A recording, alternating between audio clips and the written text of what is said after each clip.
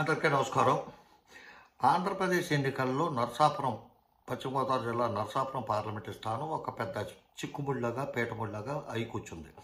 ఎందుకంటే అక్కడ ఏ పార్టీ అయినా సరే ఎట్టి పరిస్థితుల్లోనే ఆ కూటమి పార్టీలు మూడు కూడా నరసాపురం సీటు రఘురామకృష్ణరాజుకి ఇస్తారని చెప్పి అనుకున్నారు. కాకపోతే ఏమైందంటే ఎటు తేల్చుకోలేని సందిగ్ధంలో ఆయనేమో ఏ పార్టీ నుంచి పోటీ చేయాలో తేల్చుకోలేదు. అట్లాగే చంద్రబాబు నాయుడు తెలివిగా మన ఆ సీటు కానీ తెలుగుదేశం తీసుకుంటే రఘురామకృష్ణరాజుకి ఇవ్వాలి, ఎందుకు వచ్చిందని చెప్పి ఆయన బీజేపీకి వదిలేశాడు తెలివిగా. ఈయనేమో బీజేపీలో జాయిన్ అవ్వలేదు. ఎందుకో మరి మొత్తానికి ఆయనకైతే ఇప్పటికైతే టికెట్ ఇవ్వాల. అది ఏమైందంటే ప్రారంభంలో వైఎస్ఆర్సీపీ ఉమాబాలకి ఆవిడకి టికెట్ అనౌన్స్ చేసినప్పుడు ప్రజలంతా ఏమనుకున్నారంటే రఘురామకృష్ణరాజు అంత పెద్ద ఇండస్ట్రియలిస్టు, ఆర్థికంగా అంత స్థితిమంతుడు, ఆవిడని ఢీకొట్టాలంటే ఈవిడికి కష్టం అని చెప్పి అనుకున్నారు. కాకపోతే ఏమైందంటే ఉమాబాల గారిని సగం గెలిపించేశారు ఈ కూటమి ఎమ్మెల్యే అభ్యర్థులు ఇప్పుడు. ఎందుకంటే వీళ్ళంతా మీటింగ్ పెట్టుకుంటాం, అక్కడ ఉన్న వాళ్ళ కూటమి అభ్యర్థిని మార్చాలి, శ్రీనివాసవర్మని మార్చాలని చెప్పి వాళ్ళు మీటింగ్ పెట్టుకుంటూ చంద్రబాబు నాయుడిని వీళ్ళందరినీ కూడా బతిమాడుతూ ఇవన్నీ చేస్తారు. ఎందుకంటే వీళ్ళ బాధ అంతా ఫస్ట్ నుంచి జగన్మోహన్ రెడ్డిని వ్యతిరేకిస్తున్న రఘురామరాజు గారికి ఫేవర్ చేద్దామని కాదు, ఆయన కోసం కాదు, ఆయన డబ్బు కోసం. రఘురామరాజు ఎలక్షన్లో నిలబడి ఉంటే ఆయన విపరీతంగా డబ్బు ఖర్చు పెడతాడని, వెదజల్లేస్తాడని చెప్పి ఈ ఎమ్మెల్యే అభ్యర్థులు కొంతమందికి, అట్లాగే సెకండరీ క్యాడర్లో ఉన్న కార్యకర్తలు కొంతమందికి చాలామంది ఆశ పెట్టుకుని ఉన్నారు. పాపం ఆయన మీద ఆధారపడి 5 సంవత్సరాలకి అవకాశం రాక వచ్చింది. ఈసారి ఇద్దరికి పోటీ, ఎవరికి? రఘురామరాజుకి, జగన్మోహన్ రెడ్డికి. జగన్మోహన్ రెడ్డి ఖర్చు పెడతాడు, ఈయన ఖర్చు పెడతాడు, కానీ మన పంట పండిందని చెప్పి ఆయనకి చేరటం కోసం చాలామంది జనం వెయిట్ చేస్తారు. ఆయన కోసం 1000 కళ్ళతో ఎదురు చూస్తారు. ఆయన ఏదో విధంగా టికెట్ తెచ్చుకోలేక వీళ్ళందరినీ కూడా ఉసూరు పంపించేశాడు. పాపం ఆ పాపం ఆయన ఊరికే పోదాం. రఘురామరాజు గారు అది తప్పండి, అది మీరు అలా చేయకూడదు. మీ మీద ఎంతో ఆశతో ఉన్నారు, మీ మీద కాదు, మీ డబ్బు కోసం కార్యకర్తలకు విపరీతంగా 4 రోజులు ఖర్చు పెట్టేస్తారు. మందు ఏంటి, డబ్బు ఏంటి, తిండి ఏంటి, అన్నీ ఉంటాయని చెప్పి వాళ్ళు ఎంతో ఆశతో 1000 కళ్ళతో ఎదురు చూస్తుంటే వాళ్ళ మీరు వాళ్ళ ఆశలన్నీ కూడా అడియాసలు చేశారు. ఇకపోతే ఎమ్మెల్యే అభ్యర్థులు కూడా చాలామంది కాదు, ఈ పోటీ పార్టీ వైజ్గా పోటీ కాదు, వాళ్ళిద్దరికి వ్యక్తిగత వైరం కాబట్టి చచ్చినట్టు రఘురామరాజు డబ్బు పట్టుకొస్తాడు.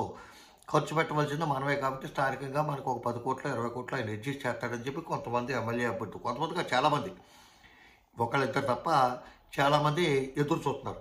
వాళ్ళకి ఇప్పుడు పచ్చివేలకే పడ్డట్టయింది. ఎందుకంటే ఎంత ఆర్థిక స్తోమత లేకపోయినా ఒకే పార్టీ నమ్ముకుని ఉన్న శ్రీనివాసవర్మ అనేటువంటి మాత్రం ఎట్టి పరిస్థితుల్లోనే బీజేపీ మార్చదు. బీజేపీ అక్కడ శ్రీనివాసవర్మ గెలిచినా ఓడిపోయినా ఆంధ్రప్రదేశ్లో 25 సీట్లు బీజేపీకే మద్దతు ప్రకటిస్తారు.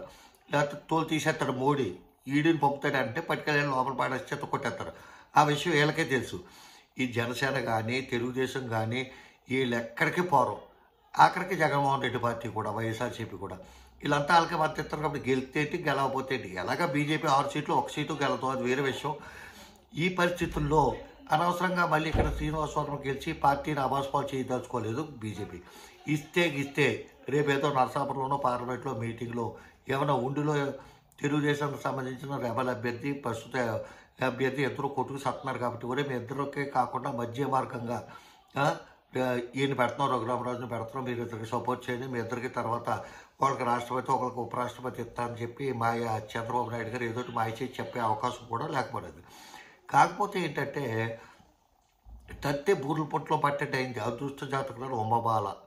ఎందుకంటే ఉమాబాల తరపున పోటీ చేసే 7 ఎమ్మెల్యేలు అభ్యర్థులు కూడా చాలా ఫైనాన్షియల్గా సౌండ్ ఉండి నరసాపురం, ఆచంట ఈ 3 చోట్ల క్షత్రియులు పోటీ చేస్తున్నారు. భీమవరం, తాడేపల్లిగూడలో కాపు కమ్యూనిటీ పోటీ చేస్తున్నారు.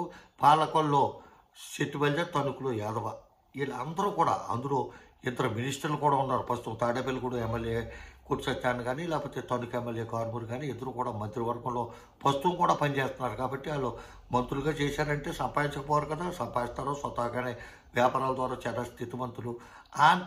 వాళ్ళతో అంత ఆర్థిక పోటీ ఇచ్చేంత పరిస్థితిలో ఈ టీడీపీ, జనసేన కూటమి, బీజేపీ కూటమి అభ్యర్థులు లేరని చెప్పి అనుకోవాలి. మనకి ఒకళ్ళిద్దరు ఉన్నారు అందులోని, మిగతా వాళ్ళంతా కూడా కొంచెం ఫైనాన్షియల్గా తడుకోవాల్సిన పరిస్థితి.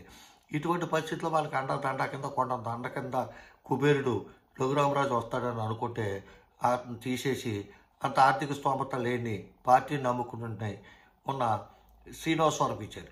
శ్రీనివాసవరంకి వచ్చినప్పుడు మీ కూటమి బలంగా ఉంది, మీ కార్యకర్తలు చేస్తారో, మీ కూటమి 3 పార్టీలు కలిసినాయి, ఈ ప్రజలంతా కూడా ఈయన ఎవరిని ఈ ముఖ్యమంత్రి పోవాలి, వైఎస్ జగన్ పాలన పోవాలి, వైఎస్ఆర్సీపీ పాలన పోవాలి అని చెప్పి కోరుకుంటున్నప్పుడు ఇంకెందుకు డబ్బు కోసం మీరు ఇంత కక్కుర్తి పడిపోతున్నారు, ఇంత భయపడిపోతున్నారు అనేది అర్థం కాదు.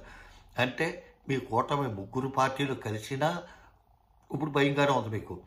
మీకు డబ్బు సపోర్ట్ వచ్చినా మళ్ళీ రఘురామరాజు లాంటి వాళ్ళు తీసుకొచ్చి మీకు డబ్బు సపోర్ట్ ఇప్పించినా ఇంకా భయంగానే ఉంటుంది మీకు ఏ విధంగా. ఎందుకంటే స్వయంకృత అపరాధం అని చెప్పి మీరు ఎన్ని చేసి ఇంత పకడ్బందీకి ఏర్పాట్లు చేసుకుంటుంటే వాలంటీర్లకు బడి ఎడుతాం, ఆ పింఛన్లకు బడి ఎడుతాం, ఆ పింఛన్లు ఇవ్వకుండా వాళ్ళని మళ్ళీ అక్కడికి రప్పించాం, ఇక్కడికి రప్పించాం, ఇటువంటి చిన్న పొరపాట్లు మొత్తానికి మీకు దెబ్బతీసేస్తాయి. కాబట్టి ఈ ఎమ్మెల్యేలు చేసే పని ఇలా మీటింగ్లు పెట్టుకుంటాం, మాకు ప్రస్తుత అభ్యర్థి వద్దని చెప్పి ఆ శ్రీనివాసవరంకు బడి ఏడతాం, ఇటువంటి అన్నీ ఏంటంటే వాళ్ళ పార్టీ పలసన అయిపోయి, వాళ్ళ కూటమి పలసన అయిపోయి చులకన అయిపోతుంది. కాబట్టి ఆ పార్టీ గెలిచే అవకాశం లేకుండా సన్నబడిపోతానికి కారణాలు ఇది కూడా ఒక కారణం కావచ్చు.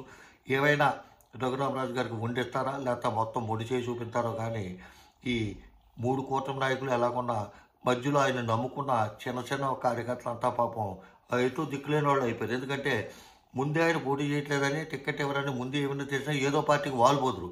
అటు ఇటు కాకుండా ఈయన పట్టుకుని ఈయన ఏ పార్టీకి వెళ్తే ఈయన తెలుగుదేశం టికెట్ తెచ్చుకుంటే తెలుగుదేశానికి, బీజేపీ టికెట్ తెచ్చుకుంటే బీజేపీకి, జనసేన టికెట్ తెచ్చుకుంటే జనసేనకి వెళ్ళిపోదాం అని చెప్పి చాలామంది పరాన్న జీవులు ఈ పార్టీలు రాజకీయాల మీద బతికి కొంతమంది కార్యకర్తలు కానీ చోటమోట నాయకులు కానీ వాళ్ళు దిక్కులేని పక్షులు అయిపోయారు. పాపం వాళ్ళ బాధ వర్ణనాతీతంగా ఉంది. రఘురామకృష్ణరాజు గారు మీరు పోటీ చేసినా చేయకుండా లేదో కొంచెం చూడండి అని చెప్పి సందర్భంగా మీకు తెలియజేస్తూ సెలవు తీసుకుంటాను. రామాధురావు, జై హింద్.